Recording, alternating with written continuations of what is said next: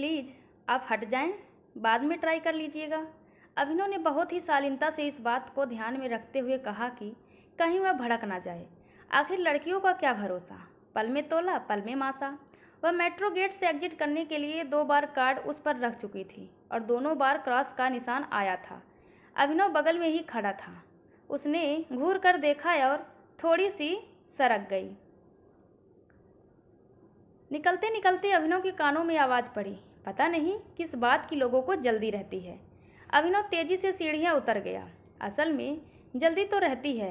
Metro station से बाहर आते समय वजह है बाहर खड़े ई रिक्शा, जो घर तक पहुंचने का एकमात्र साधन है, क्योंकि दूर दूर तक कोई बस स्टैंड नहीं है। अगर तुरंत ही उन रिक्शे में जाकर ना बैठ जाओ जिनमें पहले से ही सवारियां बैठी होती हैं, तो सवारियों का आने का इंतज़ार करने के लिए दूसरी तीसरी मेट्रो के आने का इंतज़ार करना पड़ता है। 5 सवारियों के बिना रिक्शा चालक हिलते तक नहीं है। अभिनव बैठा तो एक सीट खाली थी। उसने देखा वह अपना बैग झुलाते हुए सीढ़ियों से उतर रही है।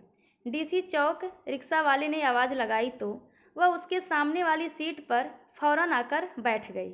अभिनव को देख पल भर को झेंपी, फिर अपने बैग में कुछ टटोलने लगी। अभिनव भी बाहर की तरफ देखने लगा।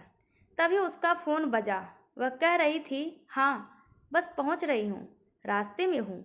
हाँ हाँ ले आऊँगी मार्केट से सामान। अभिनव ने महसूस किया कि वह कुछ परेशान सी लग रही है। नज़रें बचाकर ध्यान से अभिनव ने उसे देखा। लॉन्ग ड्रेस पहनी हुई थी, इंडिगो प्रिंट की। ढीला जूड़ा गर्दन पर लटका हुआ था। भौवें पतली थी और आंखें भूरी। कानों में डैंगल्स पहने हुए थे। नाक में लौंग चमक रही थी, शायद हीरे की थी। कोई अफसर या एग्जीक्यूटिव लग रही थी। स्मार्टनेस और आत्मविश्वास व्यक्तित्व में झलकने के बाद बावजूद घबराहट दिख रही थी उसके चेहरे पर। वह अभिनव से पहले ही उतर गई। रेड लाइट के पास रिक्शा को दाईं तरफ मुड़ना था और उसे सीधे जाना था। घर पहुंचने के बाद भी काफ़ी देर तक वह दिमाग पर छाई रही। शायद अगर एग्जिट करते समय उससे बात नहीं हुई होती और वह उसी के रिक्शा में नहीं बैठी होती, या वह परेशान ना लगती, तो हो सकता है जहन में ना छाई रहती। मेट्रो से आते जाते रिक्शा में ना जाने कितनी लड़कियां दिखती हैं, कहाँ कोई ध्यान में रहती हैं। लेकिन उसका ख्याल 2-3 दिन तक उस पर हावी रहा। हफ्ते बाद सोमवार को वह फिर दिखी उसको। उस दिन भी तो सोमवार ही था। हो सकता है केवल सोमवार को वह निकलती हो। एक ही मेट्रो से वे दोनों उतरे भी और एक ही रिक्शा पर सवार भी हुए। इस बार दोनों अगल बगल बैठे थे। वह मुस्कुराई तो अभिनव ने भी हेलो बोल दिया। यह सफ़र कोई बहुत लंबा तो था नहीं कि यह सोचने का समय हो कि बात की जाए या नहीं। कौन पहले बोले कि चक्कर में रेड लाइट आ जाएगी और वह उतर जाएगी। फिर अगले सोमवार का 1 हफ्ते तक इंतज़ार करना पड़ेगा। आप सिर्फ सोमवार को ही निकलती हैं? अभिनव ने पूछ ही लिया।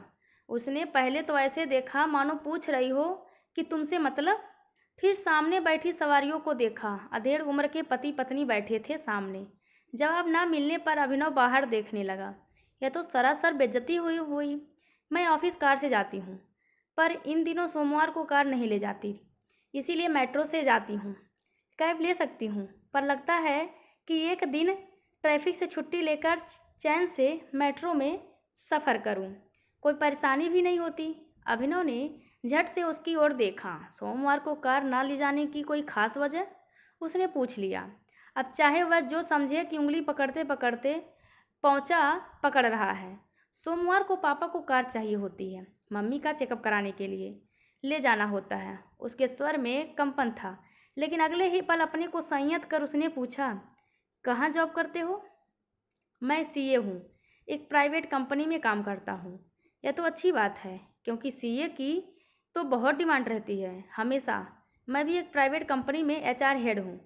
तब तक रेड लाइट आ गई थी। वह उतरने लगी तो अभिनव ने पूछा, अगले सोमवार मुलाकात होगी क्या? वह कुछ नहीं कहती। तब तक हरी बत्ती हो चुकी थी और उनका रिक्शा दाईं ओर मुड़ गया था। वह कौन सी सोसाइटी में रहती होगी, सोमवार को मिलेगी कि नहीं, और ज़रूरी तो नहीं कि दोनों एक ही मेट्रो में आए। हर बार तो संयोग नहीं घट सकता। वह उसके रास्ते पर बनी सोसाइटी के चक्कर भी लगा आया था। कि शायद कभी दिख जाए। अपनी दीवानगी पर अभिनव को हैरानी भी हो रही थी और खुद पर लानत भी हो रहा था कि ऐसी किसी अनजान लड़की की तलाश करना स्टॉकिंग ही कहा जाएगा। पर क्या था जो उसे दीवाना बना रहा था?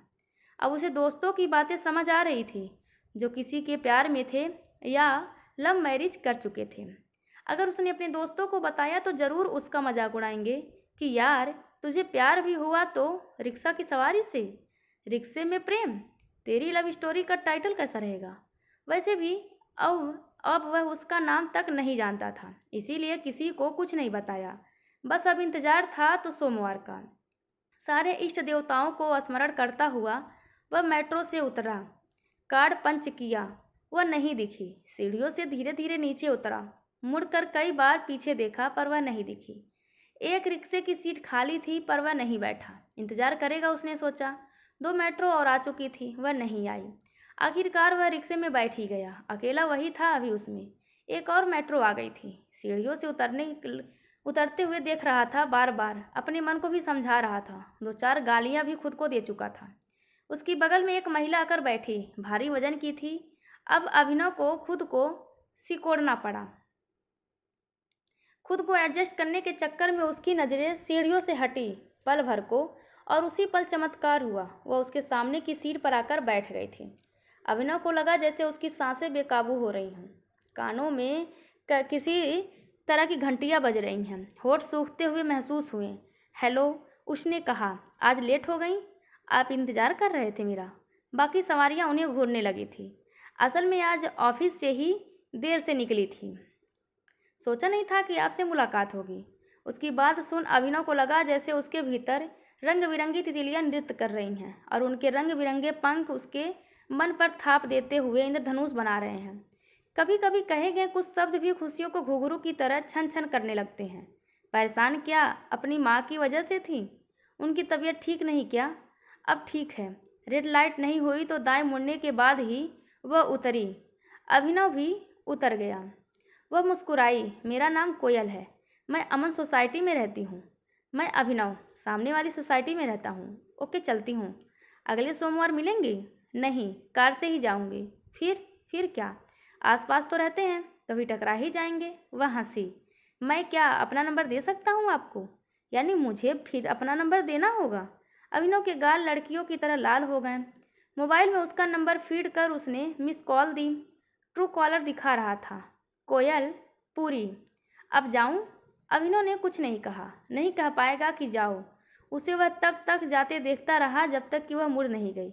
मोबाइल पर उसने एक बार फिर उसका नंबर देखा। खुशियों के घुंघरू छन छन कर बज रहे थे। दोस्तों, यह कहानी आप सभी को कैसी लगी कृपया कमेंट करके ज़रूर बताएं, और चैनल को लाइक शेयर और सब्सक्राइब करना बिल्कुल ना भूलें। धन्यवाद आप सबका।